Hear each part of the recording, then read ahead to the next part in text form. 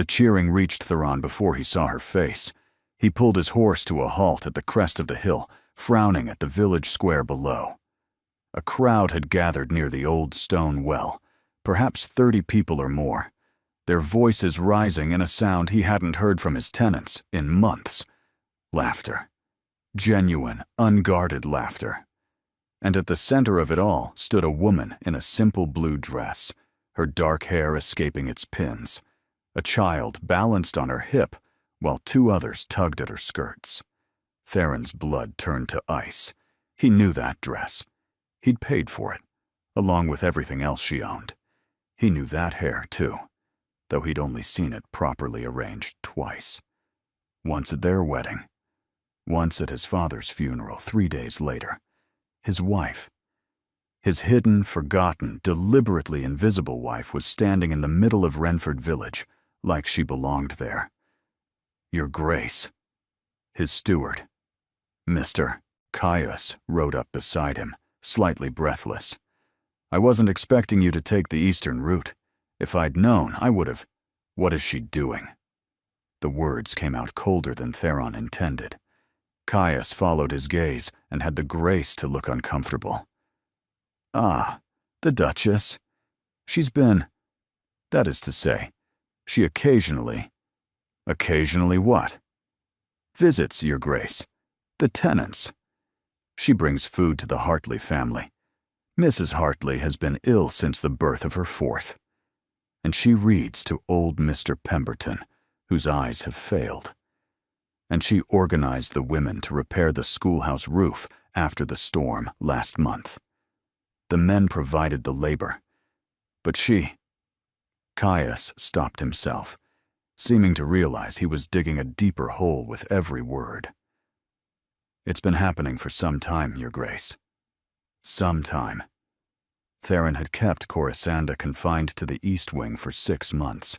He'd given explicit instructions that she was to want for nothing, but also to be kept separate from the household's daily operations. He'd told himself it was for her own protection. Her family's scandal still clung to her name like smoke, and society had long memories. Better to wait until the gossip died before presenting her publicly. Better, truthfully, to pretend the marriage had never happened at all. And yet, here she was, surrounded by his people, holding their children, and their smiles, while he sat on his horse like a stranger surveying foreign territory. The crowd parted as an elderly woman approached Corisanda, pressing something into her hands. Even from this distance, Theron could see his wife's face soften, could see her lean down to embrace the old woman with an ease that spoke of genuine affection. Who was this person? This wasn't the pale, silent girl who'd stood beside him at the altar, trembling so badly he'd feared she might collapse. This wasn't the ghost who drifted through the East Wing, never venturing beyond her assigned rooms, never making a sound he could hear. How long? Theron asked quietly. Your Grace? How long has she been doing this, Caius? And do not soften your answer. I want the truth. The steward hesitated. Since the 2nd week of her arrival, Your Grace. She asked Mrs. Fenwick about the tenants. Who was struggling? Who needed help? The housekeeper assumed... We all assumed you knew. 6 months. For 6 months, his wife had been living an entirely separate life under his very roof, building connections with his people that he himself had neglected since his father's death. And no one had thought to mention it. Or perhaps they had, and he simply hadn't listened. The child on Corisanda's hip, a girl of perhaps 2 years, reached up and patted her cheek. Corisande laughed, and the sound carried across the distance like something sharp aimed directly at Theron's chest. He'd never heard her laugh. In 6 months of marriage, he had never once heard his wife laugh. She sees you, Caius said softly. Theron looked down to find Corisanda's gaze fixed on him. The laughter died on her lips. The color drained from her face. She passed the child quickly to a nearby woman and stepped back, her hands twisting in her skirts. Afraid, She was afraid of him. The realization should have satisfied something in him, proof that she understood her place, understood the boundaries he'd established. Instead, it sat in his stomach like rotten fruit. The crowd had noticed him now, too. The cheering stopped. Hats were removed. Curtsies and bows rippled through the villagers like a wave. But their eyes kept darting between the Duke on the hill and the Duchess in their midst, curiosity and confusion written plainly on their faces. They didn't know, Theron realized. They didn't know she was supposed to be invisible. To them, she was simply the Duchess of Renford, doing what a duchess should do, caring for her people, while her husband sat on a horse and watched her like an enemy. "Your Grace," Caius ventured carefully, "shall I escort the Duchess back to the hall?" "No." Theron urged his horse forward, descending the hill toward the village. The crowd parted further, creating a path directly to where Coruscant stood frozen by the well. He dismounted with practiced ease and handed his reins to a boy who materialized at his elbow. His wife watched him approach, the way a rabbit watches a hawk. He stopped 3 feet from her. Up close, he could see the evidence of her morning's work, a smudge of flour on her sleeve, a grass stain on her hem, a faint sheen of perspiration at her temples. She looked nothing like a duchess. She looked real. "Your Grace," she said, her voice barely above a whisper. She curtsied deeply, her eyes fixed on the ground. "I apologize. I didn't expect. I wasn't aware you would be." "Clearly." The word hung between them, sharp as a blade. Around them, the villagers had gone utterly silent. Theron could feel their stares, their judgment, and their protective concern for the woman who had apparently won their hearts while he wasn't looking. "We should speak," he said. "Privately." Corisanda's face grew paler still, but she nodded. "Of course, Your Grace." He turned toward his horse, then stopped. The old woman who had embraced Coruscant moments before was watching him with eyes that held no deference whatsoever. She looked at him the way his old nursemaid used to, measuring, unimpressed, thoroughly unafraid.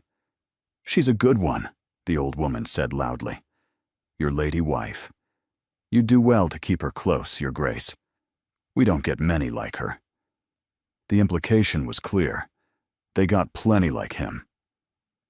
Theron said nothing, but as he mounted his horse and waited for Coruscant to be helped onto her own mare, a mare he hadn't known she could ride, he found himself wondering exactly when he had become the villain in his own household, and what precisely he was going to do about the wife he had tried so hard to forget.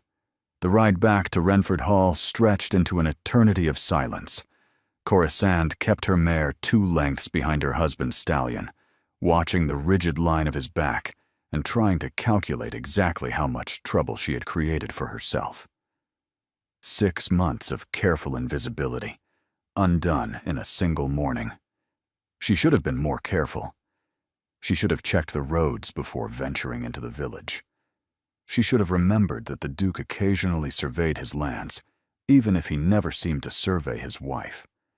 But the Hartley baby had been feverish, and Mrs. Pemberton needed the medicines Coruscant had promised, and the repairs to the schoolhouse required final inspection before the children could return. There was always something. There was always someone who needed help. And the truth, the shameful truth she could barely admit to herself, was that she needed to be needed. In the cavernous loneliness of the East Wing, with its beautiful rooms and empty days, the village had become her lifeline.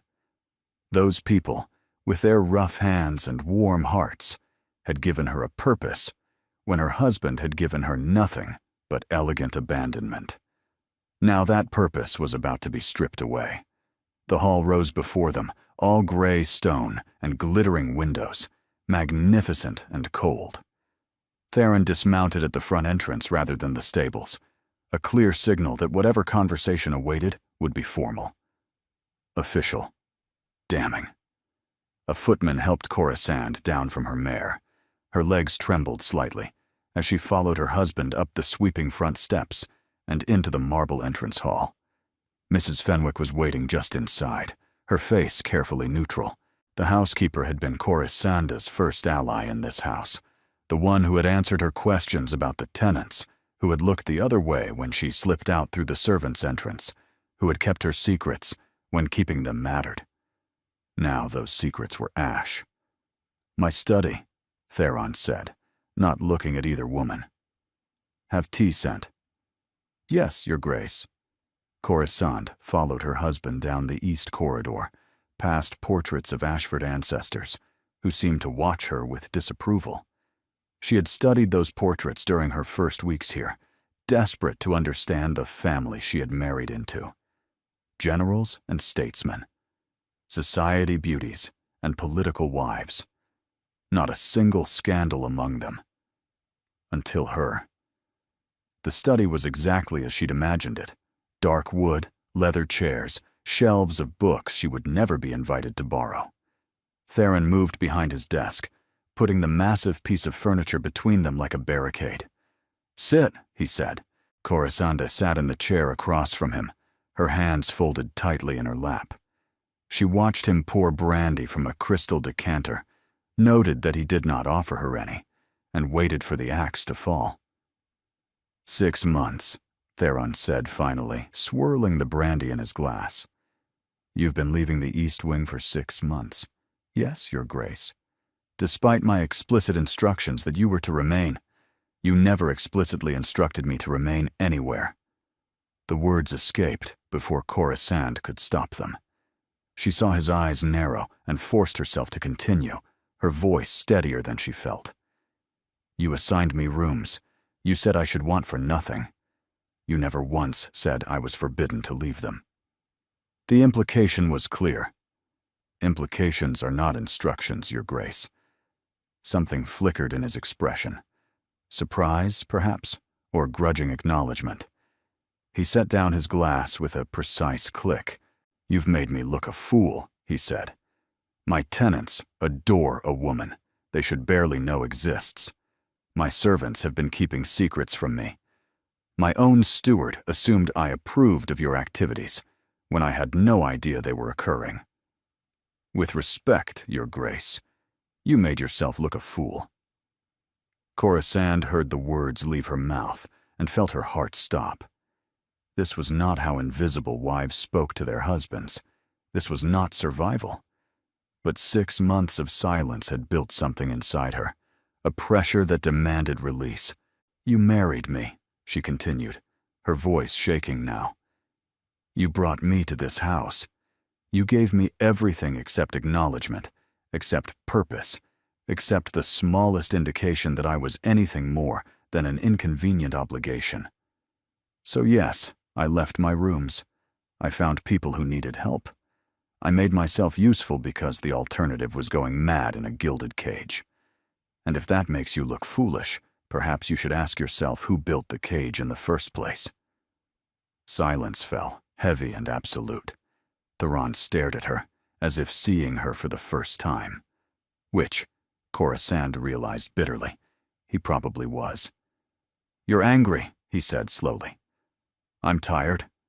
The fight drained out of her as quickly as it had come. "I'm tired of being a ghost in my own marriage. I'm tired of wondering what I did to deserve this exile. I'm tired of—" A knock at the door interrupted her. Mrs. Fenwick entered with the tea service, her eyes darting between them with barely concealed concern. "Thank you," Theron said, dismissing her. "That will be all." The housekeeper withdrew. The tea sat untouched between them, steaming gently. "My father arranged this marriage," Theron said quietly, "on his deathbed. He called it honoring an old debt. Your father saved his life once, decades ago. He said the Vance family deserved protection, even after your father's difficulties. Difficulties. Such a polite word for utter destruction. Corisande's father had gambled away 3 generations of wealth in a single disastrous year, then compounded the shame by fleeing to the continent with his mistress, leaving his wife and daughter to face the creditors alone. "I didn't ask for this marriage," Corisande said. "I didn't want it. But I had no choice. My mother was dying. The debts were. There was nothing left. When your father's solicitor appeared with the offer, it was either accept or watch my mother perish in a debtor's prison. And so you came here. And so I came here. She met his eyes steadily. To a husband who wouldn't look at me. To a household that didn't know what to do with me. To a life that felt like a very comfortable death. So I chose differently. I chose to matter to someone, even if that someone was never going to be you. The clock on the mantel ticked loudly in the silence that followed. Theron turned away, moving to the window that overlooked the formal gardens. His profile was sharp against the afternoon light, unreadable and remote. "The Sinclair ball is in 3 weeks," he said. "My aunt expects me to attend, to present a unified front for the family. She's been asking about you." Corisand's breath caught. Lady Isadora Ashford, the Duke's formidable aunt, who ruled Renford Hall's social calendar with an iron fist, had never once acknowledged Corisanda's existence. If she was asking questions now, what did you tell her? That you were unwell? That the adjustment to married life had been difficult? He turned back to face her, his expression unreadable. She didn't believe me. She rarely does. And now? Theron was silent for a long moment. When he spoke, his voice held something she couldn't quite identify. Resignation, perhaps, or the beginning of something else entirely. "Now I suppose we must decide what to do with you, Duchess, because after today, invisibility is no longer an option." The summons came at dawn. Corisanda had barely slept, replaying her confrontation with Theron until the words blurred together in an exhausted loop. She'd expected immediate consequences, dismissal to a country cottage, perhaps, or exile to her mother's cramped London lodgings. Instead, she'd been returned to her rooms with instructions to rest and await further discussion. Now a crisp knock announced Brinley, her young maid, whose freckled face held an expression of barely contained anxiety. "Her ladyship requests your presence in the morning room, your grace, immediately." Her ladyship, Lady Isadora Ashford, the woman who had looked through Corisand at the funeral as if she were made of glass. "Did she say why?" "No, your grace." "But—" Brinley hesitated, then lowered her voice. "She knows. About the village. One of the footmen told his sweetheart, who works in the kitchens at the lower house. Word spreads fast in great households." "Of course it did." Corisanda rose from her dressing table, examining her reflection with a critical eye. She looked exhausted, shadows beneath her eyes, her hair hastily pinned, her dress a simple morning gown of dove gray. Hardly the image of a duchess prepared to face interrogation. But perhaps that was fitting. She hadn't been a proper duchess since the day she'd arrived. The morning room was flooded with pale sunlight when Corisand entered. Lady Isadora sat by the window, her silver hair immaculately arranged, her black mourning dress perfectly pressed. Even seated, she radiated the kind of authority that made generals hesitate. "Close the door," Lady Isadora said without preamble. "Sit there, where I can see you properly." Corisand obeyed, choosing the straight-backed chair directly across from the older woman. No point hiding. The time for hiding was clearly past. For a long moment, Lady Isadora simply studied her. Those sharp blue eyes, so like her nephew's, cataloging every detail of Corisanda's appearance with surgical precision. "So," she said finally, "the ghost has a pulse after all." "Your ladyship, don't." Lady Isadora held up one imperious hand. "Don't apologize. Don't explain. Don't give me the pretty speeches you've no doubt been rehearsing since yesterday. I've been listening to pretty speeches for 63 years. I'm thoroughly immune." Corisand closed her mouth. Better. Lady Isadora leaned back in her chair, her gaze still fixed on Corisanda's face. "My nephew tells me you've been busy these past months, visiting tenants, nursing the sick, organizing roof repairs, playing Lady Bountiful while pretending to be invisible. I wasn't pretending to be. You were. Don't insult my intelligence. The older woman's voice cracked like a whip. Theron put you in that wing because he wanted to forget you existed. You could have raged against it. You could have demanded your rights as his wife. Instead, you slipped out through servants' corridors and made yourself indispensable to everyone except the one person who should have mattered. Coruscant felt heat rise to her cheeks. He made it clear I didn't matter to him. And so you decided to matter elsewhere. Lady Isadora's expression shifted slightly, something that might have been respect entering her eyes. Clever, actually. Foolish, but clever. You've built yourself an army without him even noticing. I wasn't building an army. I was trying to survive. Same thing, in great houses. Lady Isadora rose, moving to a side table where tea service waited. She poured 2 cups with practiced efficiency, handing one to Coruscant without asking if she wanted it. My brother, Theron's father, wrote to me before he died. Did you know that? Coruscant shook her head. He told me about the marriage he'd arranged, explained his reasoning, the old debt to your father, the desire to see the Vance name protected despite the scandal. He asked me to watch over you. Lady Isadora's lips thinned. I ignored his request. When you arrived looking like a frightened mouse, I assumed you were exactly what you appeared, a burden foisted upon my nephew at his most vulnerable moment. And now? Now I think perhaps my brother saw something I missed. Lady Isadora returned to her seat, her teacup balanced perfectly in her hands. Mrs. Fenwick speaks highly of you. So does Caius. The tenants in the village apparently consider you some sort of guardian spirit. Even the kitchen maids sing your praises. She paused. That's rather impressive for a ghost. Coruscant didn't know how to respond. She'd expected accusations, condemnation, perhaps even threats. Not this measured assessment. My nephew is grieving, Lady Isadora continued. Badly.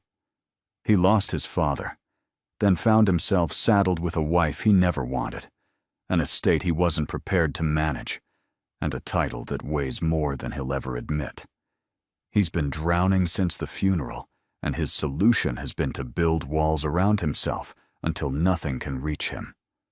I know, Coruscant said softly. Do you? Lady Isadora's gaze sharpened. Then know this as well. I didn't approve of this marriage. I thought it was sentimental nonsense on my brother's part, binding Theron to a disgraced family out of some ancient notion of honor. But my brother is dead, and the marriage exists, and pretending otherwise helps no one. She set down her teacup with a decisive click. The Sinclair ball is in 3 weeks. Theron must attend. You will attend with him. Not as a ghost, not as an invisible embarrassment, but as the Duchess of Renford. Whatever that requires. Coruscant's heart hammered against her ribs. His Grace has said nothing to me about His Grace will do as he's told, if properly motivated. A ghost of a smile crossed Lady Isadora's severe features. That's where you come in. I don't understand. You've spent 6 months making my nephew's tenants adore you. Now you'll spend 3 weeks making society accept you. Lady Isadora rose, signaling the interview was ending. I'll arrange for Madame Rochelle to attend you this afternoon. Your wardrobe is entirely inadequate. Coruscant stood as well, her mind reeling. Why are you doing this? You just said you didn't approve of the marriage. Lady Isadora paused at the door, looking back with an expression Coruscant couldn't decipher.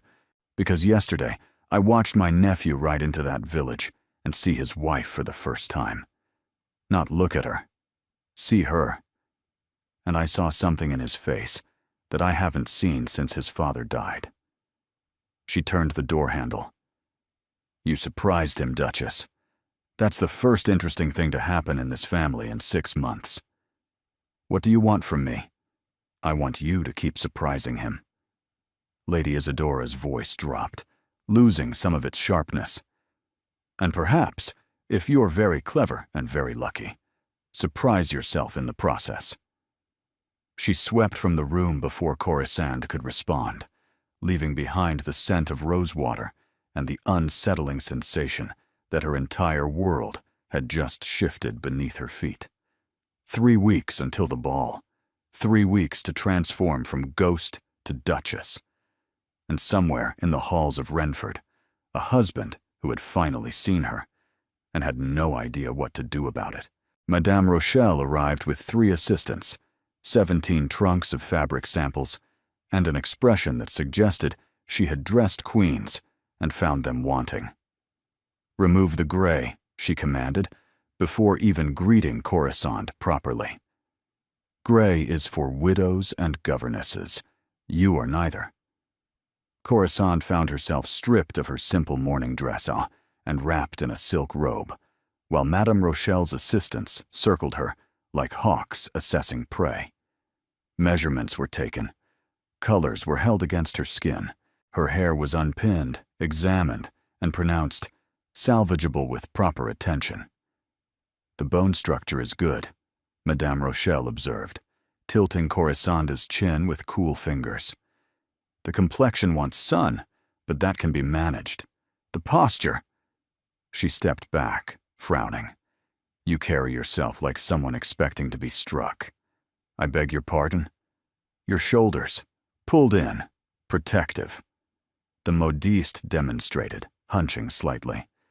"This says, 'Please don't notice me.' A duchess says, 'Notice me and tremble.' I'm not certain trembling is the effect I'm seeking." "Then you misunderstand your position." Madame Rochelle began sorting through fabric swatches with practiced efficiency. "You are not simply Theron Ashford's wife. You are the Duchess of Renford. That title has been held by women who commanded armies, advised kings, and shaped the fate of nations. When you enter a room, history enters with you." Corisande had never thought of it that way. In her mind, the title had always belonged to someone else. The hypothetical wife Theron should have married. The polished society diamond who would have known instinctively how to navigate ballrooms and dinner parties.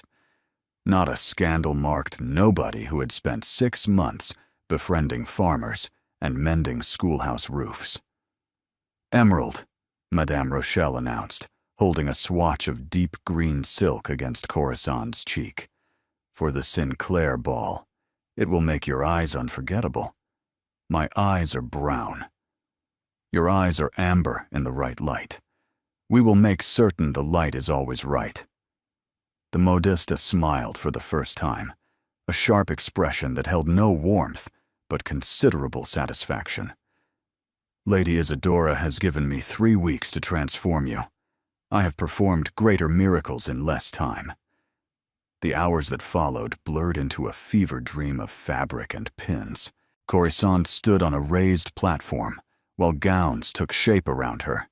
Day dresses in soft blues and creams, dinner gowns in burgundy and gold, and the ball gown, emerging piece by piece, like something from a fairy tale she'd stopped believing in years ago. "You'll need jewelry," Madame Rochelle said during a brief pause for tea. "The family pieces, if the Duke permits." "I wouldn't know. I've never seen them."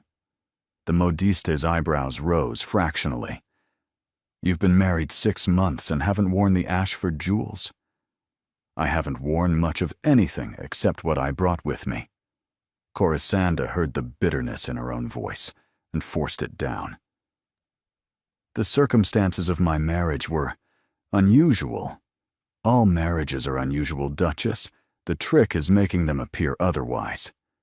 By the time Madame Rochelle departed with promises to return daily until the ball, Corisande felt as though she'd been turned inside out and reassembled according to someone else's specifications. Her rooms were strewn with fabric samples, fashion plates, and detailed notes about everything from the proper angle for holding a fan to the precise depth of curtsy required for various ranks. She collapsed into a chair by the window, watching the sun sink toward the distant hills. Somewhere out there, the Hartley baby was hopefully improving. Old Mr. Pemberton was probably wondering why she hadn't come to read to him. The village children were likely asking when their schoolhouse would reopen. Her real life carrying on without her. A soft knock interrupted her thoughts. Brinley entered with a small velvet box on a silver tray. From His Grace. Your Grace. The maid's eyes were wide with curiosity. A footman just brought it. Said the Duke wanted you to have it before dinner. Corisanda took the box with trembling fingers. She couldn't imagine what Theron might send her. A formal dismissal, perhaps, or instructions for the coming weeks. But when she opened the lid, her breath caught. Earrings. Delicate drops of amber surrounded by tiny diamonds, catching the fading light like captured fire. There was no note, no explanation, just the jewels themselves, nestled in cream silk, beautiful and utterly unexpected. "Oh," Brinley breathed, peering over her shoulder. "Those are lovely, Your Grace. They'll match your eyes perfectly." Corisande stared at the earrings, trying to reconcile this gift with the cold stranger who had barely spoken to her in 6 months. What did it mean? An apology? A peace offering? Or simply a practical measure?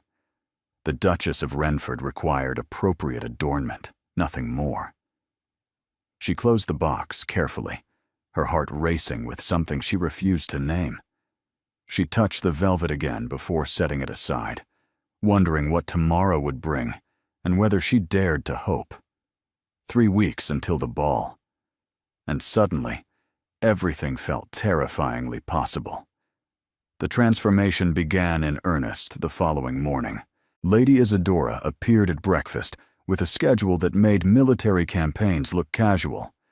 Dancing lessons at 9, deportment training at 11. Luncheon with selected society allies at 1. Afternoon calls to be received at 3. Evening dress rehearsals at 6. The goal, Lady Isadora explained, spreading marmalade on her toast with surgical precision, is to make you so polished that no one will dare question your presence. The Vance scandal will still follow you, but if you're impeccable in every other way, it becomes a footnote rather than a headline. And if I'm not impeccable, then you'll be torn apart, and my nephew's reputation will suffer accordingly. Lady Isadora's tone was matter-of-fact. Society forgives many things, but it never forgives weakness. You must be above reproach. Theron was notably absent from these preparations. He took his meals early or late, avoiding the dining room when Corisanda was present. She caught glimpses of him occasionally, crossing the main hall, riding out toward the estate's far boundaries, conferring with Caius in low voices that fell silent when she approached. He was still avoiding her, even now. Still building walls. But he had sent the earrings. That had to mean something. The dancing master arrived on the 3rd day, a tall, severe man named Mr. Vittorio, who had reportedly trained half the noble families in England. He assessed Corisanda's abilities with a series of increasingly complicated exercises, then pronounced her adequate but uninspired. "You dance like someone following rules," he said, demonstrating a waltz turn with invisible grace. "You must dance like someone making them." "I don't understand." "Of course you don't. That's why you need me." He positioned her arms with impersonal efficiency. Again. And this time, stop apologizing with your body. The days blurred together in a haze of exhaustion and incremental progress. Corisande's feet ached from dancing. Her cheeks hurt from practicing smiles. Her brain overflowed with names, titles, family connections, and strategic conversational gambits that Lady Isadora insisted she memorize. "The Countess of Whitmore will likely approach you first," Lady Isadora said during one of their afternoon sessions. She's a terrible gossip, but influential. Compliment her daughter's singing. The girl is dreadful, but the mother is blind to it. The Marchioness of Ashby will pretend not to see you. Let her. She's nursing a grudge against the family from 20 years ago. Lord Sinclair himself will be courteous because it's his party, and he has no choice. But his wife despises anyone prettier than her daughters, so tread carefully. This sounds less like a ball and more like a battlefield. Finally, you understand. Lady Isadora's approval was crisp. Society is always a battlefield. The weapons are simply more elegant. On the 7th day, everything changed. Corisande was practicing a particularly difficult quadrille with Mr. Vittorio when the music room door opened and Theron walked in. He stopped just inside the threshold, his expression unreadable as he watched them move through the figures. Corisande stumbled, her concentration shattered, and Mr. Vittorio sighed with theatrical disappointment. "Your Grace," the dancing master said, bowing slightly. "We were not expecting you." Clearly. Theron's gaze moved from the dancing master to Corisande, lingering on her flushed face and disordered hair. "Leave us, Vittorio." "But Your Grace, we have not yet mastered." "I said, leave us." The dancing master departed with offended dignity, gathering his music sheets and casting reproachful glances over his shoulder. Corisande stood alone in the center of the room, suddenly aware of how disheveled she must appear, her simple practice dress damp with exertion. "You've been busy," Theron said, moving further into the room. "Your aunt has been thorough." "My aunt is many things. Thorough is perhaps the kindest description." He stopped near the piano, running one finger along its polished surface. "I've been hearing reports, from the staff, from Caius, even from the village." Corisande felt her spine stiffen. "Am I being surveilled, Your Grace?" "You're being observed. There's a difference." His jaw tightened. "You wore the earrings." She touched her ears reflexively. She had put them on this morning, almost without thinking, drawn to their warmth against her skin. They were a gift. It seemed rude to ignore them. They were my mother's. The words landed like stones in still water. Corisande's hand dropped from her ear. "I didn't know," she said quietly. "There was no note. There didn't need to be." Theron turned to face her fully, and for the first time, she saw something crack in his carefully maintained facade. "She died when I was 12. A fever that took her in 3 days. Those earrings were her favorite. She wore them every day, claimed they brought her luck. Then I shouldn't. She would have wanted you to have them." The words seemed to cost him something. "She always said jewelry was meant to be worn, not locked in vaults. That beauty was wasted on the dead." Corisande didn't know what to say. This was more than Theron had shared with her in their entire marriage, more than she'd thought him capable of sharing with anyone. "Why are you telling me this?" He was silent for a long moment. When he spoke again, his voice was rough. "Because my aunt reminded me that I've been a poor husband. Because my tenants look at me now with disappointment where there used to be respect. Because yesterday, a child in the village asked me when the kind lady was coming back, and I realized I didn't know who she meant until I saw your face in her description." He moved closer, close enough that Corisande could see the exhaustion carved into his features. "I didn't want this marriage," he said. "I resented my father for arranging it, for binding me to a stranger when I was drowning in grief and responsibility. I told myself keeping you separate was protection. For you, for me, for everyone. But I was lying. To whom? To myself, mostly." His smile was bitter. "I was afraid that if I looked at you, really looked, I would have to acknowledge that you were real, that you were suffering, that I was the cause.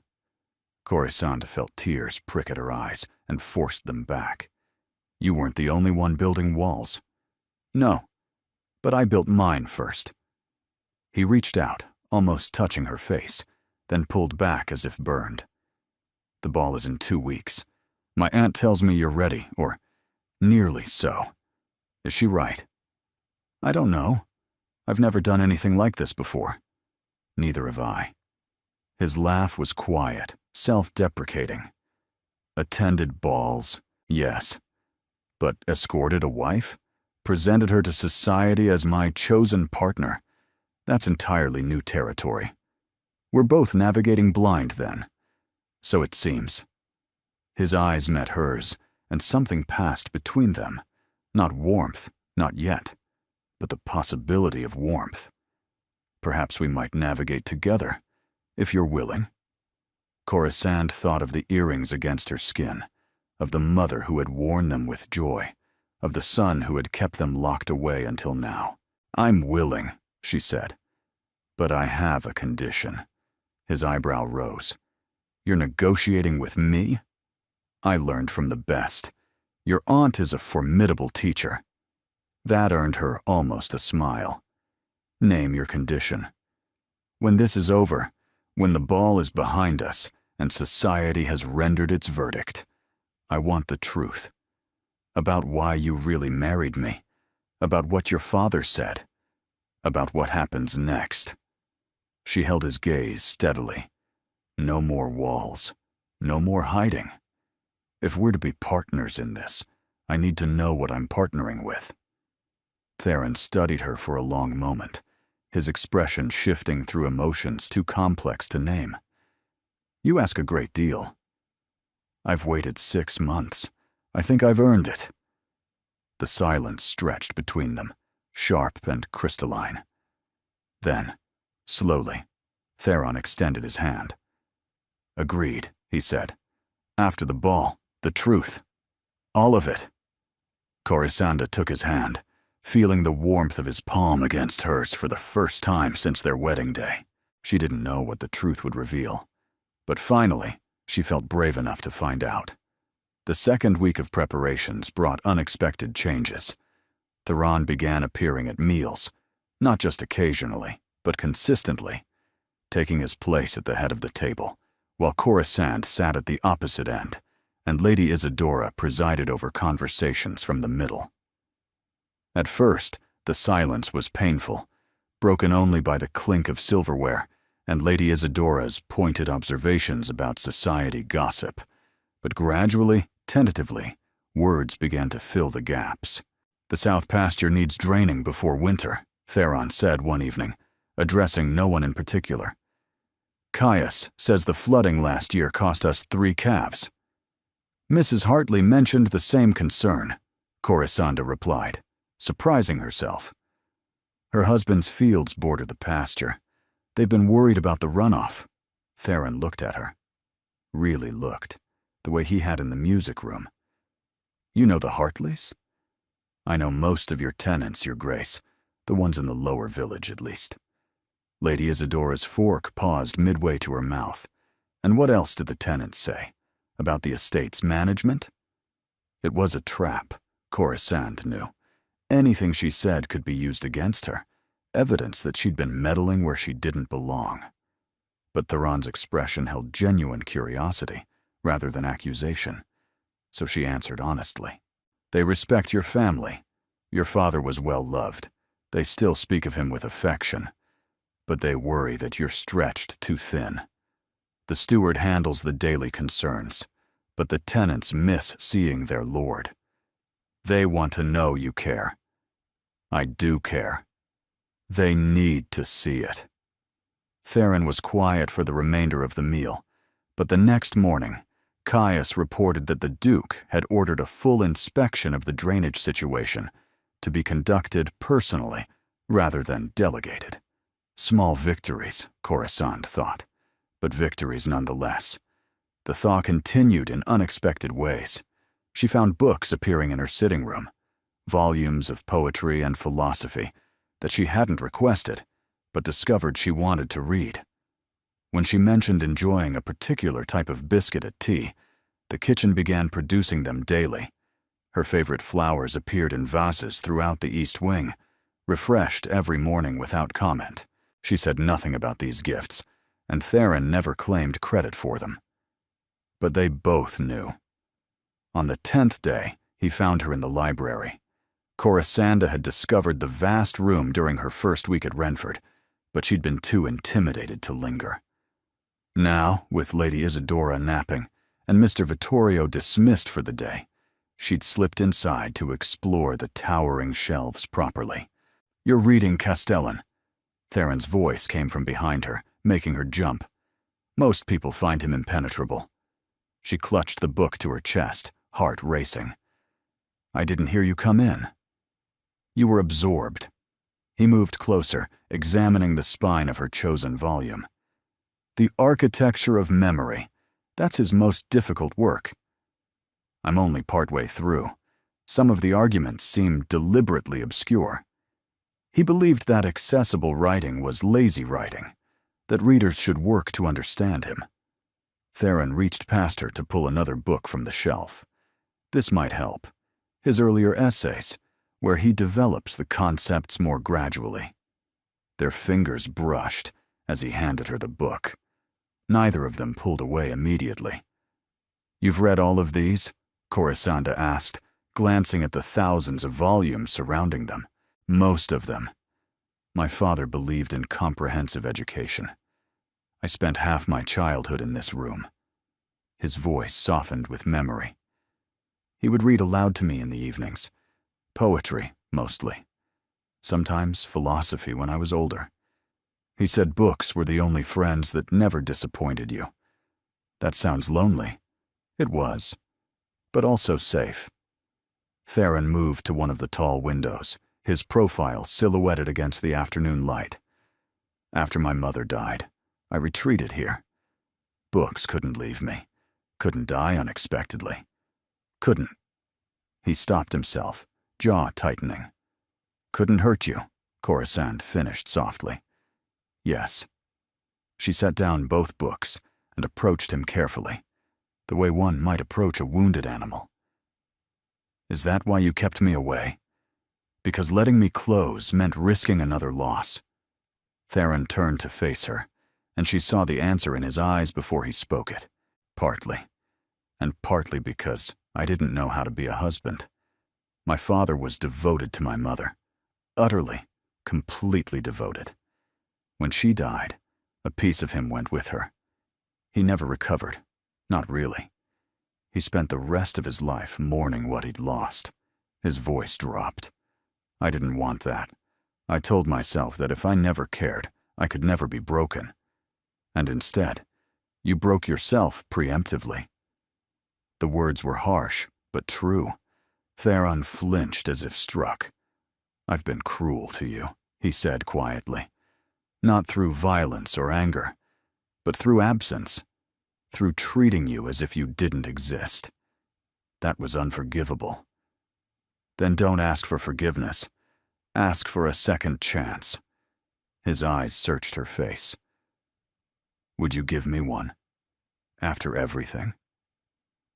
Corisande thought of the months of loneliness, of crying herself to sleep in a beautiful room that felt like a prison. She thought of the anger she'd carried, the hurt she'd buried, the walls she'd built to match his own. But she also thought of the earrings, warm against her neck, the books appearing without comment, the flowers blooming in her rooms each morning. "I already have," she said. "The day I chose to leave my rooms and build a life in your village. That was my second chance, not for you, but for myself. I stopped waiting for you to see me and started seeing myself instead. And now you're finally looking." She met his gaze steadily. "The question is whether you like what you see." Theron crossed the distance between them in 2 strides. He didn't touch her, but he stood close enough that she could feel the warmth radiating from his body. "I like it," he said, his voice rough. "More than I expected. More than I wanted to. You've turned my entire household upside down, made my tenants adore you more than they adore me, and somehow convince my terrifying aunt that you're worth championing. And is that a problem? It should be. His hand rose, hovering near her cheek without quite making contact. I've spent 6 months pretending you weren't real. Now I can't stop thinking about you. Your laugh carries through the hallways, and I find myself stopping to listen. Your scent lingers in rooms after you've left.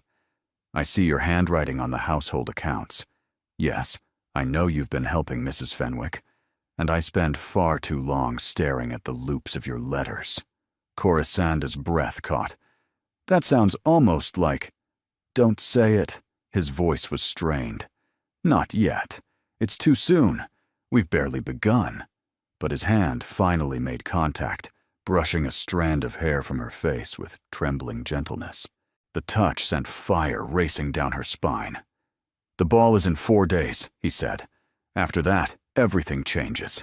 Either society accepts you, or they don't. Either we find a way forward together, or we remain as we were, polite strangers sharing a name. Which outcome do you want? His fingers traced the line of her jaw, feather-light and devastating. I want to stop being afraid, he whispered. I want to stop choosing safety over feeling. I want to be the kind of man my father was, devoted, present, alive. And I think, he swallowed hard, I think you might be the one who shows me how. Before she could respond, the library door opened. Lady Isadora's voice cut through the charged air. There you are. Madame Rochelle has arrived for the final fitting. The ball gown requires adjustments. Theron stepped back, his face smoothing into its familiar mask. But his eyes remained fixed on Corisande, burning with everything he'd left unsaid. We'll continue this later, he murmured, too quiet for his aunt to hear. Corisande nodded, her heart pounding against her ribs. 4 days until the ball. 4 days until everything changed. And she found herself counting every hour. The Sinclair estate blazed with 1,000 candles, their light spilling from every window like liquid gold against the evening darkness. Carriages lined the curved drive, depositing lords and ladies in silks and jewels, while liveried footmen guided them toward the grand entrance. Corisande sat frozen in the Ashford carriage, her gloved hands clenched in her lap. Breathe, Theron said quietly from the seat across from her. You're turning pale. I'm terrified. Good. Terror keeps you sharp. Lady Isadora adjusted her own gloves with practiced calm. Use it. Channel it into presence. The moment you step from this carriage, you become the Duchess of Renford. Nothing less will suffice. The door opened. A footman's hand appeared, waiting. Corisande thought of 6 months alone in the East Wing. She thought of the villagers who had welcomed her when no one else would. She thought of Mrs. Hartley's gratitude, old Mr. Pemberton's smile, and the children who called her the kind lady. She was not nothing. She had never been nothing. She took the footman's hand and descended. The emerald gown cascaded around her like water, catching the light with every movement. Madame Rochelle had outdone herself. The bodice fitted perfectly, the neckline daring but not improper, the skirts sweeping in elegant folds that whispered against the gravel drive. Her mother's pearls, retrieved from storage and cleaned until they glowed, circled her throat. And at her ears, Theron's gift, the amber drops that had belonged to his mother, warm against her skin like a benediction. Theron appeared beside her, offering his arm. He wore evening black with devastating effect, his dark hair swept back and his blue eyes unreadable as they swept over her appearance. You look... He paused, seeming to search for words. You look like a duchess. Is that a compliment? It's a fact. His hand covered hers where it rested on his arm. Stay close to me. The first hour will be the worst. They climbed the marble steps together, Lady Isadora following like a general surveying conquered territory. The entrance hall swallowed them in warmth and noise, music drifting from the ballroom, conversations rising and falling in practiced rhythms, the rustle of silk and flash of diamonds everywhere Coruscant looked. And the stairs. Dear God, the stairs. Every eye in the vicinity turned toward them as they were announced. His Grace, the Duke of Renford. Her Grace, the Duchess of Renford. The Dowager Lady Isadora Ashford. Whispers erupted like fire through dry grass. Corisanda felt them crawling over her skin. The curiosity, the judgment, the delicious scandal of the hidden wife finally revealed. Steady, Theron murmured. Chin up. They're watching to see if you falter. She didn't falter. She walked beside her husband, with her head high and her smile fixed, navigating the sea of strangers with every ounce of training Lady Isadora had pounded into her. Names and faces blurred together. The Countess of Whitmore, whose daughter apparently did sing terribly. Lord Pemberton, ancient and distinguished, who bore no relation to the village Pemberton, but seemed equally kind. The Marquis of Ashby and his cold-eyed wife, who looked through Coruscant exactly as Lady Isadora had predicted. You're doing beautifully, Theron said during a brief pause near the refreshment tables. Even my aunt looks impressed, and she's never impressed. I feel like I'm performing in a play where everyone else knows the script. Welcome to society, his lips quirked. The trick is to keep performing until the performance becomes real. The music shifted, signaling the first waltz. Theron turned to her, extending his hand with formal precision. Dance with me. It was not a request, but when Coruscant placed her hand in his, she found she didn't want to refuse. They took the floor together, and the whispers rose to a crescendo. She could feel hundreds of eyes tracking their movements, cataloging every gesture, every glance, and every breath of space between their bodies. The pressure was suffocating. Look at me, Theron commanded softly. Only at me. The rest don't exist. She met his eyes and found them burning with something she couldn't name. Mr. Vittorio would be proud, he said, as they moved through the first turn. You're not apologizing with your body anymore. I'm too terrified to apologize. Good. Terror suits you. His hand pressed more firmly against her waist. You're the most beautiful woman in this room, and half of them are choking on their jealousy. Flattery won't make me less frightened. It's not flattery. It's truth. He pulled her slightly closer than propriety allowed. I spent 6 months trying not to see you. Now I can't look away. The confession stole her breath more effectively than any physical exertion. Before she could respond, the waltz ended, leaving them standing together in the center of the floor, while applause scattered around them.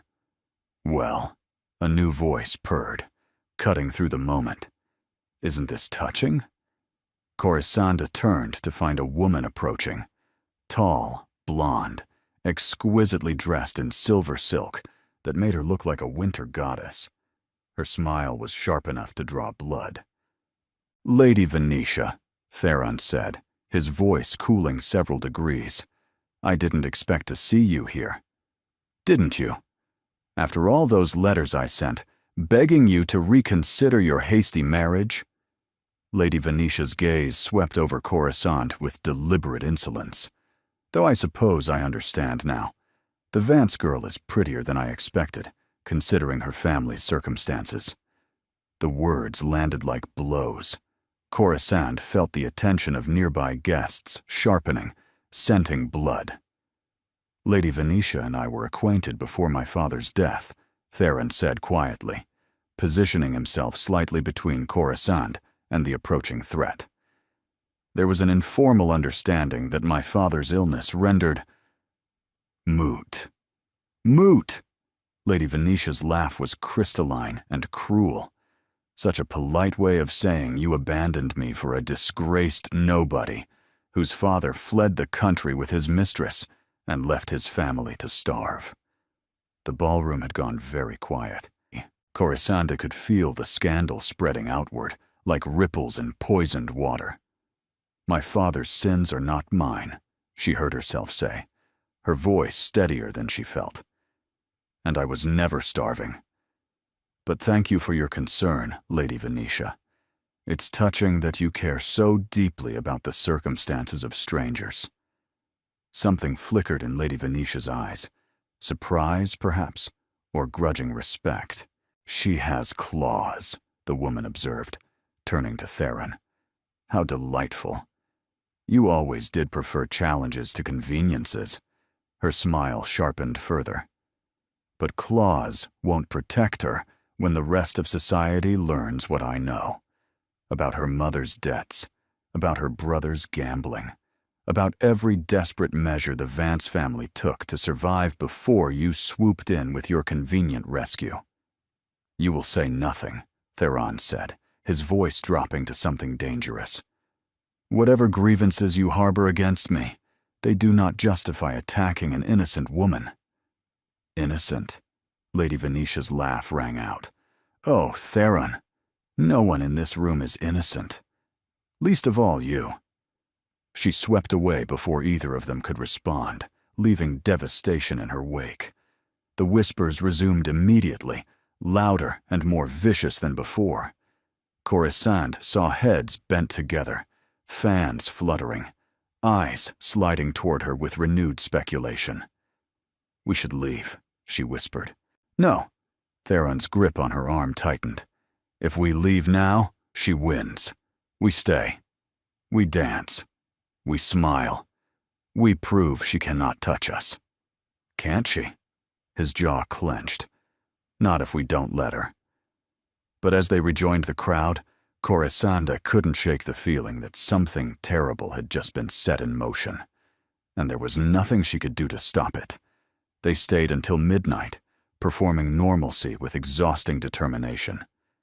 Corisande danced with every lord who asked, made conversation with every lady who approached, smiled until her face ached, and her feet screamed for relief.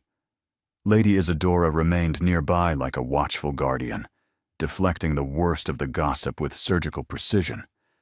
But Lady Venetia's words had done their damage. Corisande could feel it in the changed quality of the stares, the edge beneath polite questions, the way certain guests suddenly became unavailable for introduction. "The Marchioness of Hertford left early," Lady Isadora reported grimly during a brief respite. "She was supposed to sponsor your presentation at Lady Ashworth's garden party next week.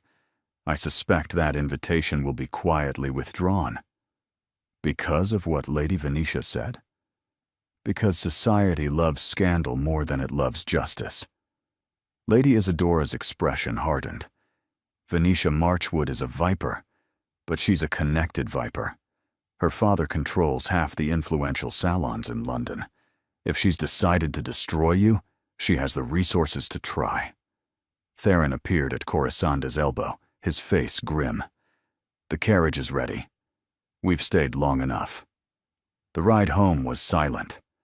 Lady Isadora stared out the window with an expression of calculation. Theron sat rigid in his seat, emanating barely controlled fury. Corisande studied her gloved hands and tried not to cry. "She was supposed to marry you," she said finally, breaking the silence. "Lady Venetia." "Nothing was ever formalized." Theron's voice was clipped. "Our families discussed a potential match. My father fell ill before any agreement could be reached. I chose to honor his dying wish instead." "His dying wish to marry me to someone who didn't want me." "I didn't know you. How could I want you?" The words came out harsh, then softened.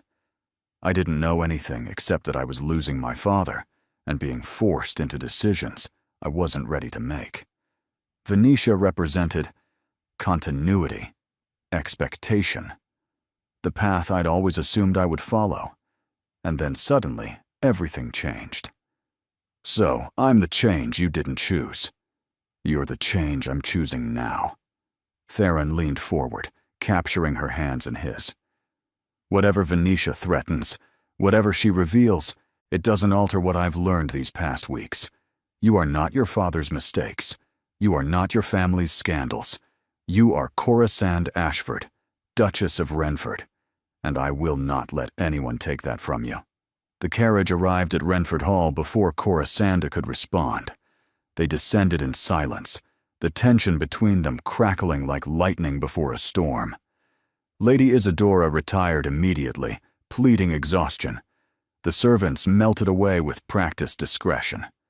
And suddenly, Corisande found herself alone with her husband in the shadowed entrance hall, the only light coming from scattered candles that painted everything in shades of gold and darkness. "I should go to bed," she said, though she made no move toward the stairs. "You should." Theron didn't move either. "But I don't want you to. What do you want?" He closed the distance between them in 3 strides, cupping her face in his hands with devastating tenderness. "I want to stop pretending," he said hoarsely. "I want to stop performing.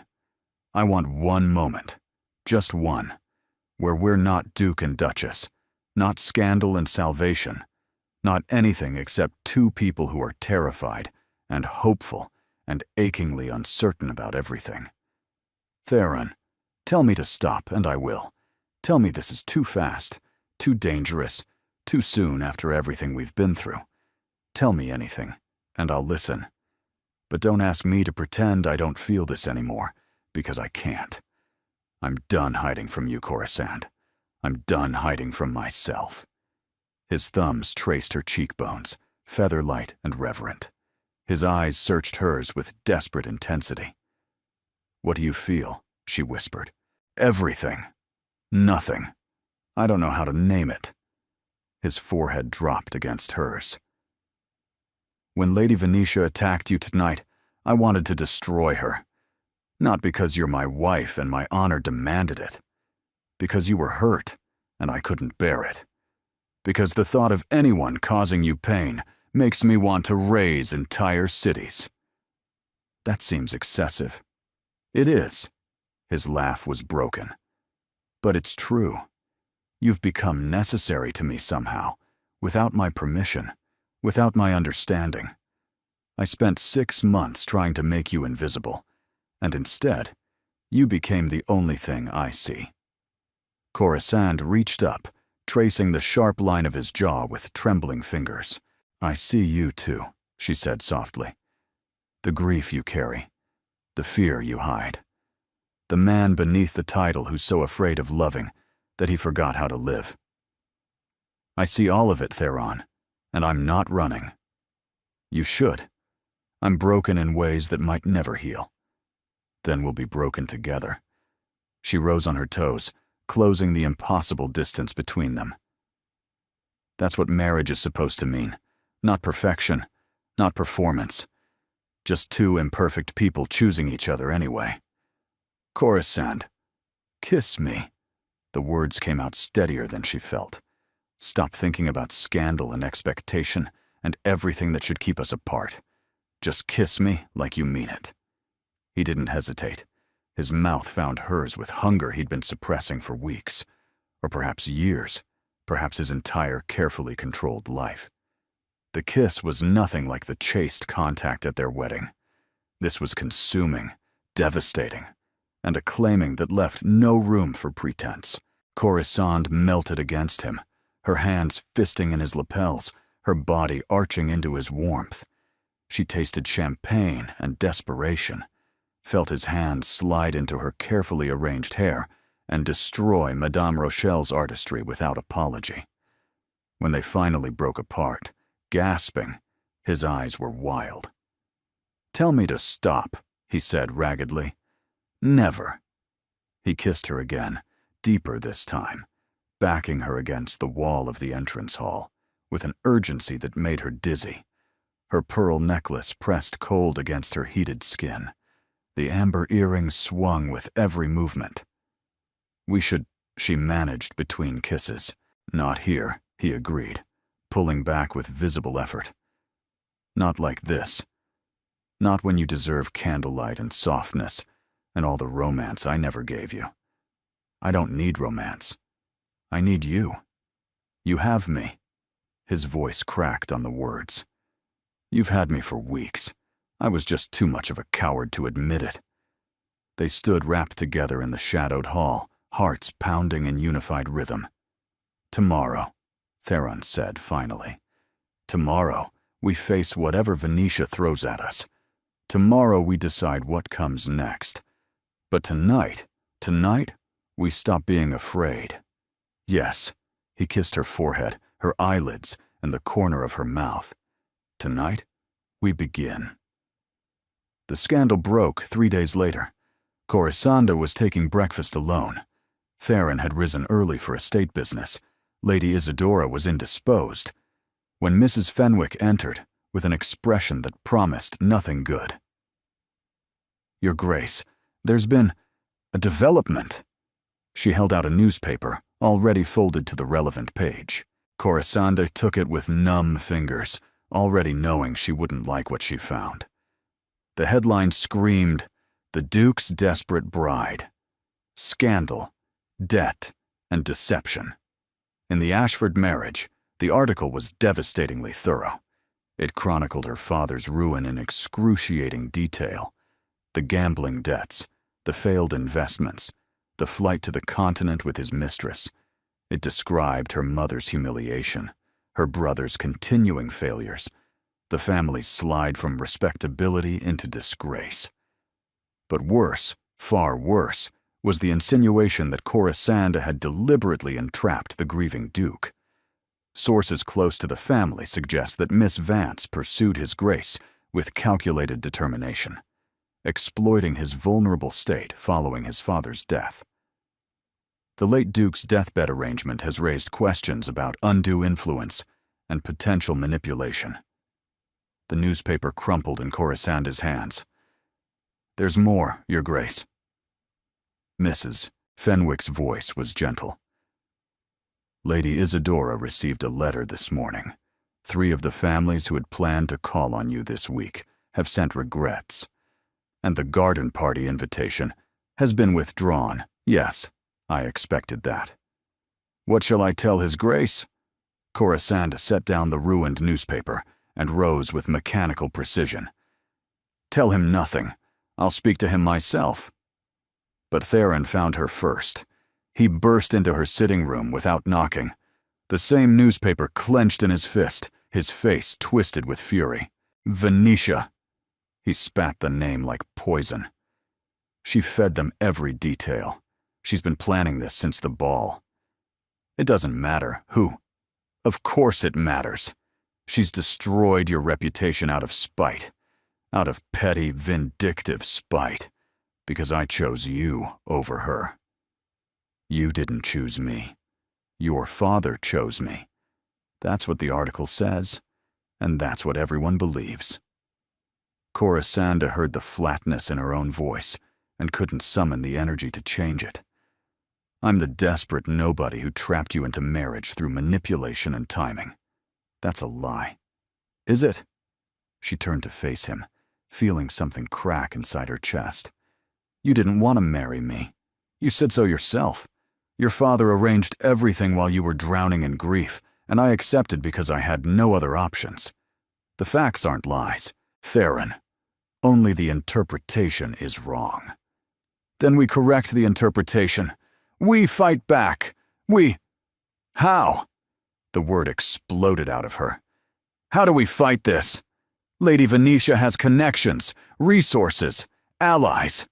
We have a 6-month-old marriage that most of society doesn't even know existed until last week. Every fact she's presented is technically true. My father did abandon us. My mother did take in mending to survive. I did marry you to escape poverty. Those aren't lies we can refute. They're not the whole truth either. Since when does society care about the whole truth?" Corisande sank into a chair, her strength finally failing.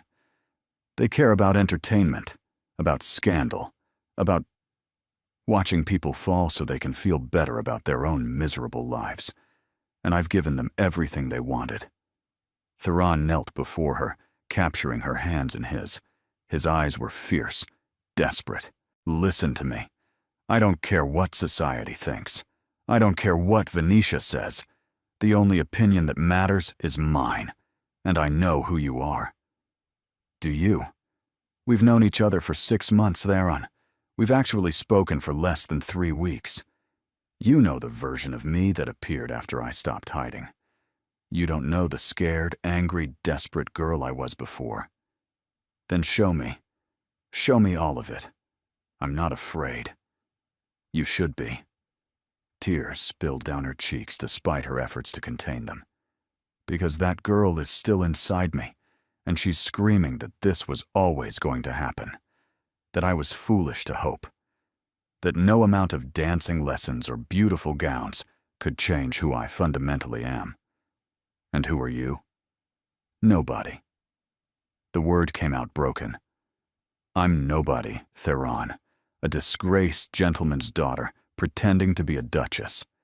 A charity case your father imposed on you out of misplaced guilt. I was never meant for this world, and everyone knows it now." Theron's grip on her hands tightened painfully. "Stop." His voice was rough. "Stop saying these things. They're not true. They feel true. They've always felt true. I just managed to forget for a little while. Because I made you forget. Yes." More tears fell. "You made me believe I could belong here, that I could be more than my father's failures, that someone like you could actually—" She stopped herself, choking on the words. "Could actually what?" "Love someone like me." The confession tore from her throat like broken glass. "I started to believe you might actually love me, Theron, and now the whole world is laughing at how stupid I was to hope." Silence fell between them, heavy and devastating. Theron released her hands and stood abruptly, his face pale. "I need to think," he said. "I need to. There must be something we can do. Legal action, perhaps, or a public statement. You should distance yourself from me." Corisanda's voice sounded distant to her own ears. "Issue a statement expressing regret for the hasty marriage. Have your solicitor draft separation papers. Society will forgive you if you act quickly enough. You can't possibly think I would. I think you should." She stood, moving toward the window so she wouldn't have to see his face. "I think it's the only sensible course.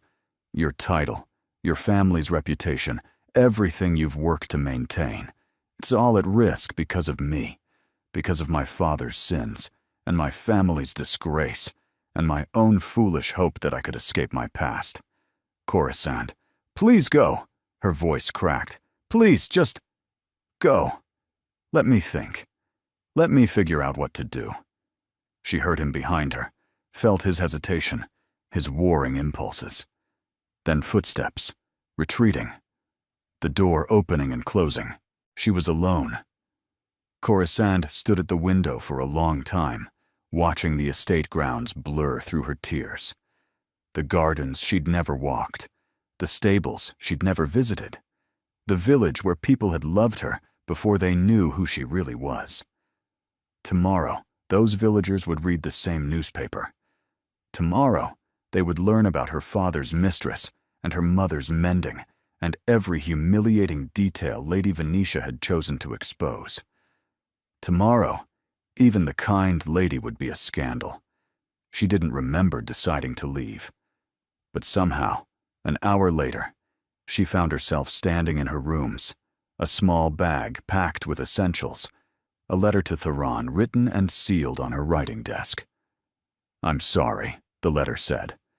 "I was selfish to stay as long as I did. I release you from any obligation. Please don't follow me."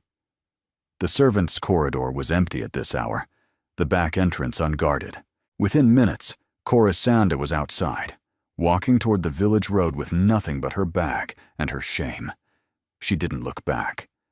If she had, she might have seen the figure watching from an upper window. Might have seen Theron's face, devastated and desperate, as he realized too late what she intended, but she didn't look back. And by the time he reached her rooms, she was already gone. The coaching inn was modest, but clean, tucked along the main road between Renford and the nearest market town. Corisande had walked 3 miles to reach it, her fine boots ruined beyond repair, her traveling cloak inadequate against the autumn chill. Just one night, she told the innkeeper, counting out coins she'd saved from her household allowance. I'll need passage on the morning coach to London. London, where her mother's cousin maintained a cramped boarding house in an unfashionable district. It wasn't much, but it was somewhere to go, somewhere to hide until the scandal died, and she could reinvent herself as someone new. The room she was given was small and sparse, a narrow bed, a washstand, a single candle guttering on the windowsill. Corisande sat on the edge of the mattress and let herself break completely. The tears came in great racking sobs that shook her entire body. She cried for the life she'd built in the village, destroyed by a vindictive woman's spite. She cried for the husband who'd finally started to see her, only for everything to shatter before they could truly begin. She cried for the girl who'd dared to hope and the woman who'd learned better. Hours passed. The candle burned low.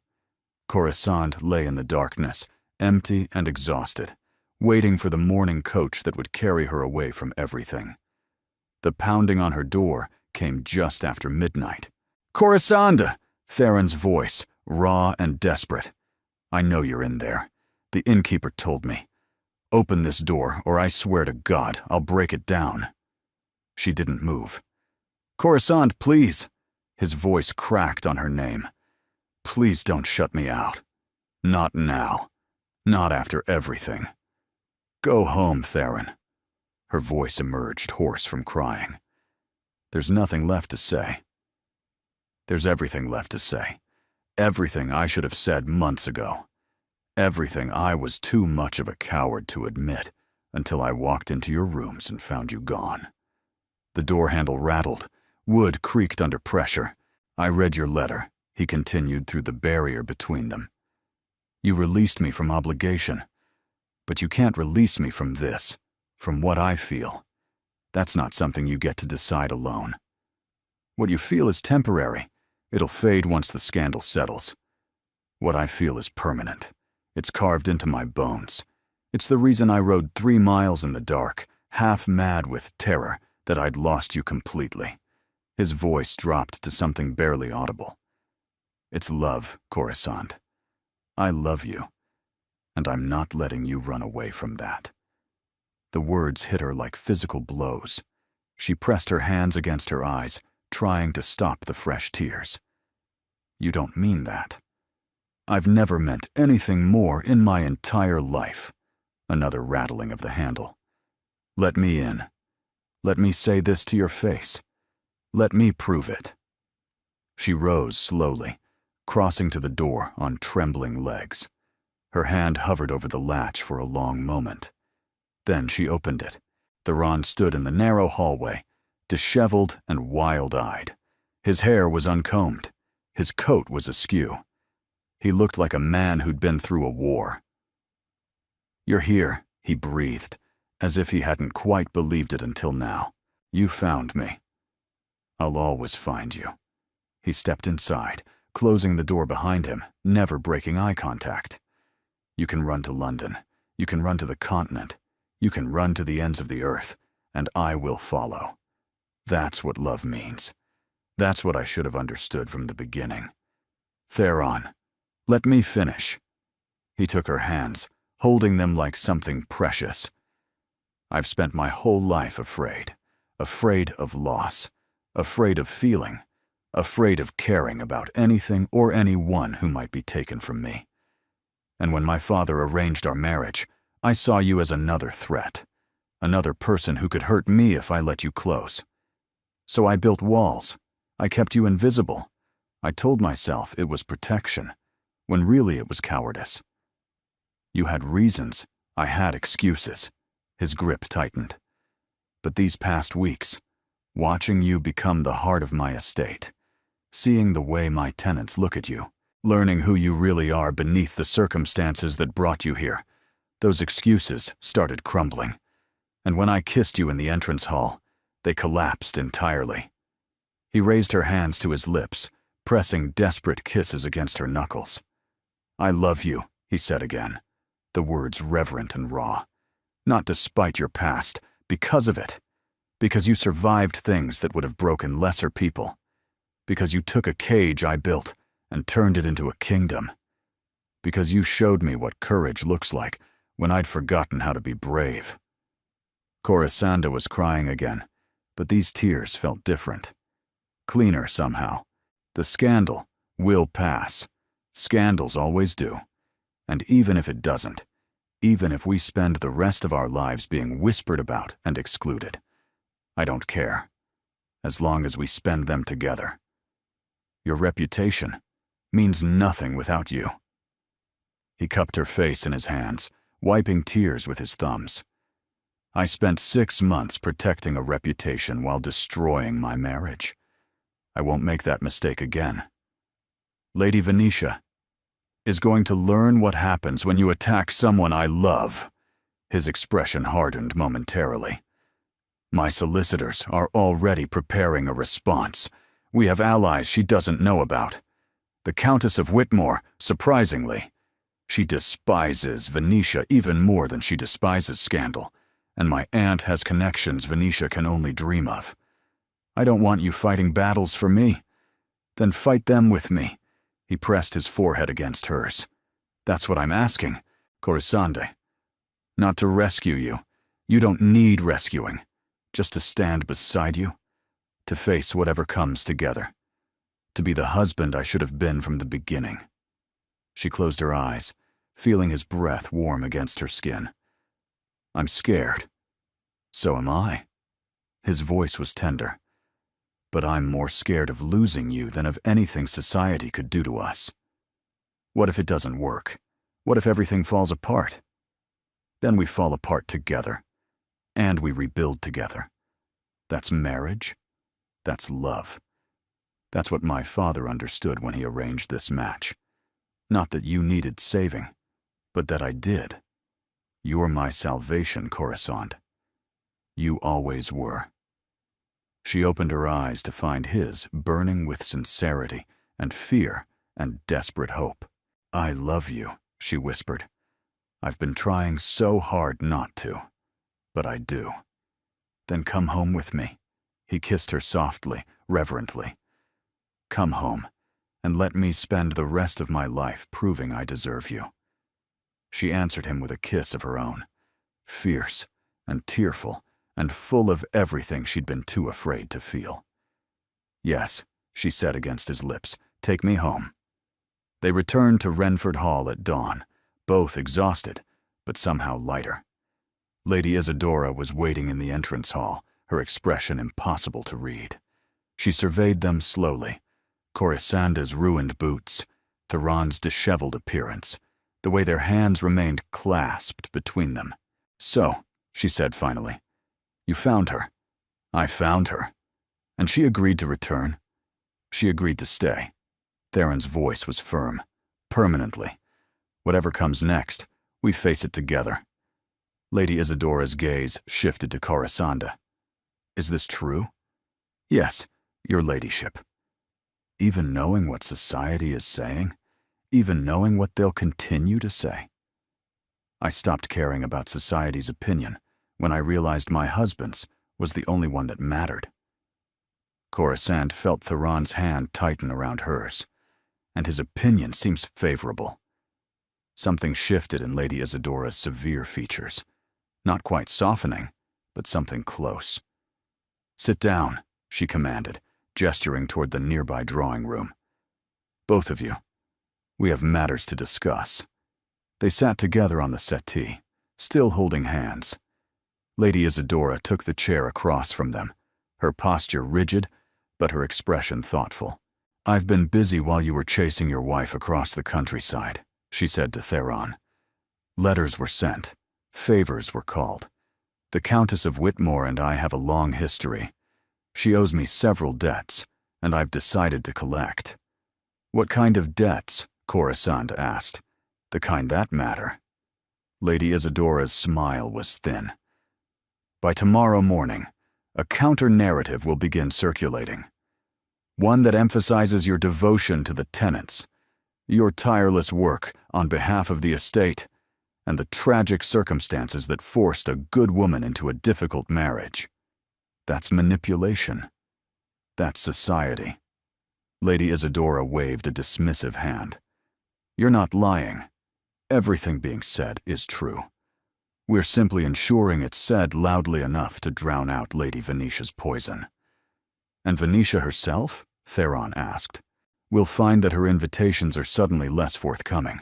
Her father's influence has limits, and he's not inclined to spend political capital defending his daughter's vendetta against a duke."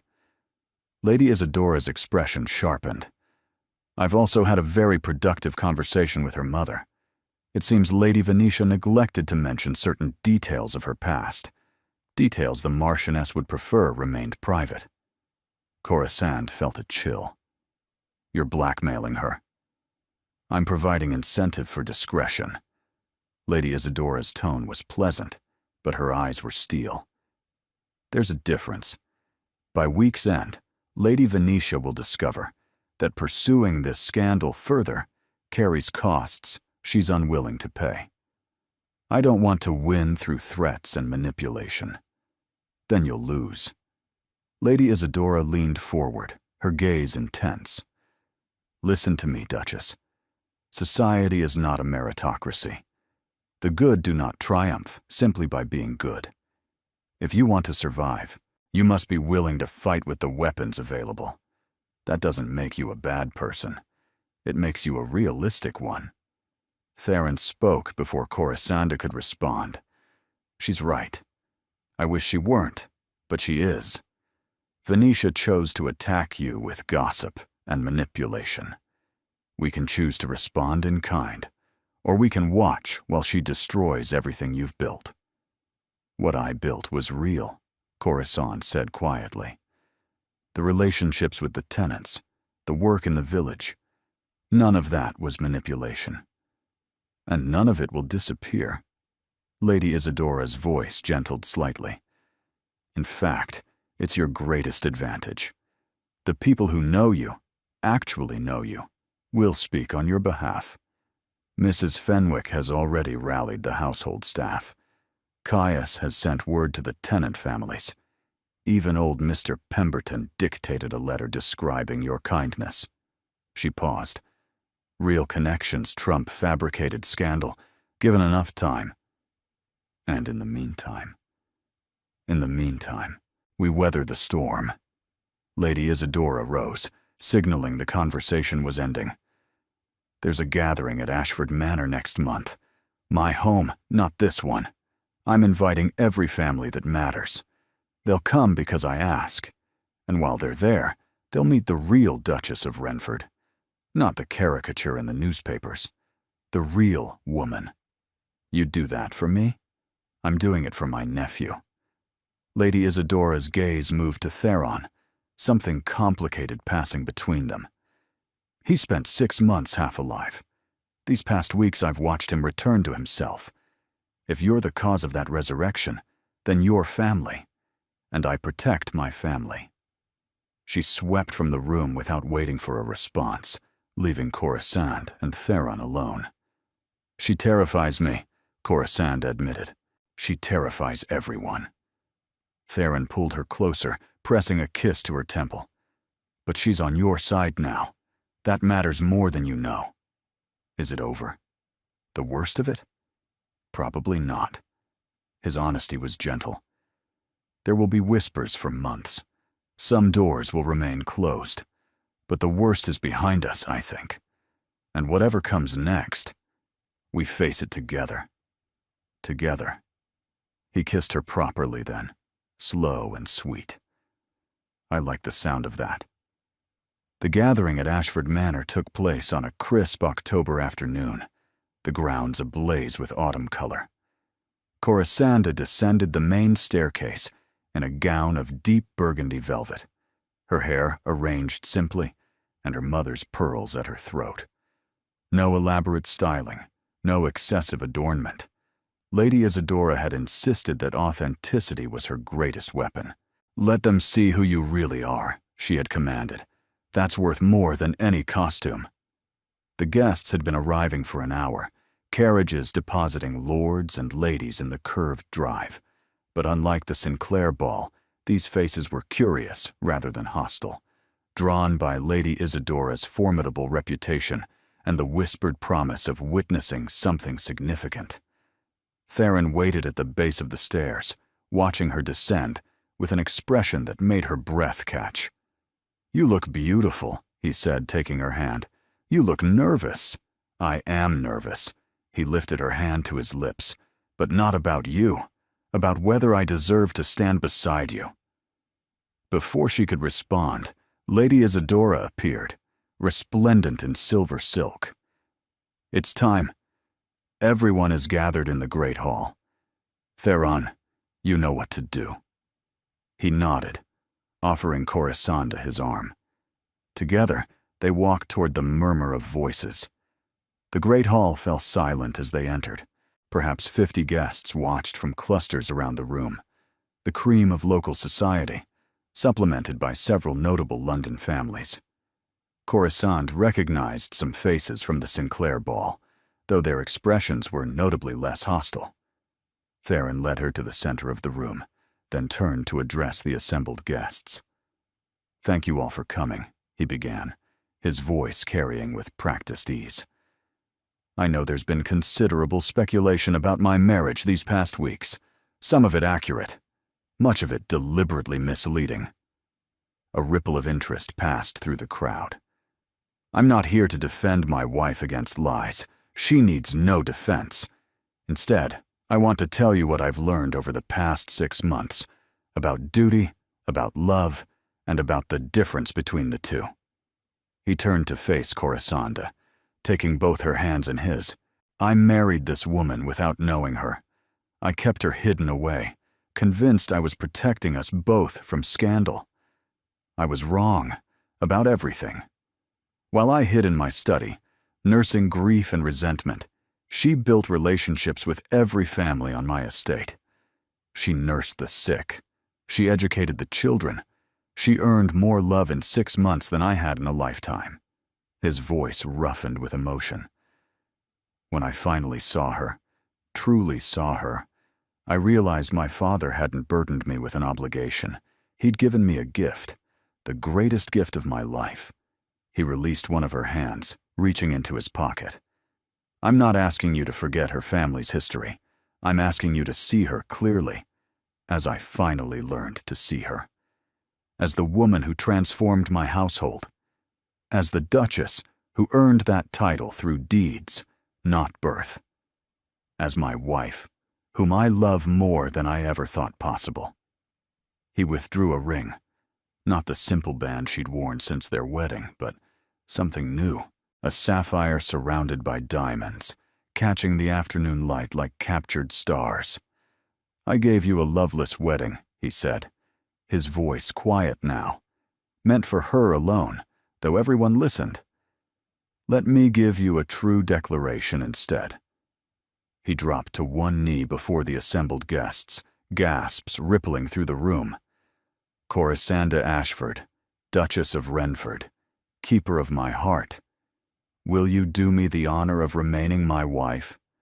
Not out of obligation or desperation, but because I love you and you love me, and together we can build something worth protecting?" Tears streamed down Corisande's face, and she didn't care who saw. "Yes," she whispered, then louder. "Yes, 1,000 times. Yes." He slid the ring onto her finger beside the original band, then rose and kissed her before everyone. The applause began slowly, then swelled. Genuine, not polite. Corisande saw Lady Isadora nodding with satisfaction. She saw faces that had been hostile at the Sinclair ball now softened with something like admiration. She saw, through the crowd, Several familiar figures from the village. Mrs. Fenwick, Caius, even old Mr. Pemberton in a wheeled chair, watching with proud, tear-bright eyes. "Well done," Theron murmured against her hair. "We did it together." Together. He pulled back, smiling at her with an openness she'd never seen before. "I rather like that word." 6 months later, the gardens of Renford Hall bloomed with spring flowers as Corisanda walked the paths she'd once been forbidden to enjoy. Behind her, the great house glowed in the afternoon sunlight, no longer a prison, but a home. "You're smiling." She turned to find Theron approaching, having just returned from the village. In his hands, he carried a bundle of wildflowers, clearly picked from the fields rather than purchased. "I'm happy," she said simply. "Is that so surprising?" "Not anymore." He handed her the flowers, then drew her close. "The Hartley baby is walking now, by the way. Mrs. Hartley wanted me to tell you. She could have told me herself when I visited yesterday. She wanted me to know that I know." He laughed softly. "The village has decided I need reminding that my wife is beloved. As if I could ever forget." They walked together through the gardens, hand in hand, pausing at the bench where she'd first realized she loved him. So much had changed since those desperate early months. The scandal had faded, as Lady Isadora predicted. Lady Venetia had retreated to the continent, pursuing a new marriage with a minor Italian count. Society had moved on to fresher gossip, but some things endured. "I found something," Theron said, reaching into his coat. "In my father's papers. A letter he never sent." He handed her a folded page, yellowed with age. Corisande opened it carefully. "My dear son," the letter began. "If you're reading this, I am already gone, and you are likely furious with me for the marriage I've arranged. I beg you to forgive an old man's interference. I met Corisanda Vance only once, when she was 12 years old, and her father brought her to visit. She was shy, serious, and utterly unaware of her own worth. She spent the afternoon reading in my library, and thanked me with such genuine warmth that I never forgot her. Years later, when I learned of her family's downfall, I saw an opportunity, not to rescue her, but to rescue you. You've always been too controlled, too cautious, too afraid to risk your heart. I worried you would spend your life in emotional safety and never truly live. She will challenge you, I think. She will make you feel things you'd rather avoid. That's precisely what you need. Love requires courage, son. I hope she teaches you to be brave." Your loving father Corisanda's vision blurred with tears. "He knew," she whispered, "even then. He knew everything." Theron's voice was thick. "He saw what I couldn't, that you were exactly what I needed." She pressed the letter to her heart, looking up at the man who had become her entire world. "I would have waited," she said softly. "However long it took, I would have waited for you to see me. You shouldn't have had to." He cupped her face, his eyes holding hers.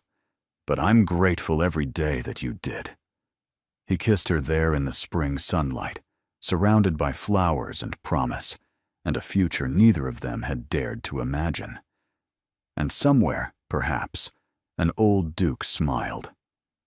"Thank you for being here.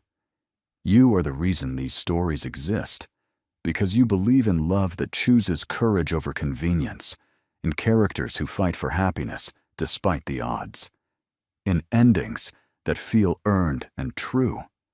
Your presence makes this space warm and welcoming, and I'm grateful for every moment you spend with these characters. Do you have a favorite line or scene?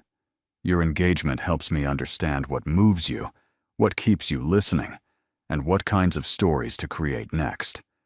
Consider subscribing if you'd like more romances with emotional depth and genuine character growth. Thank you for being here. You make this community what it is.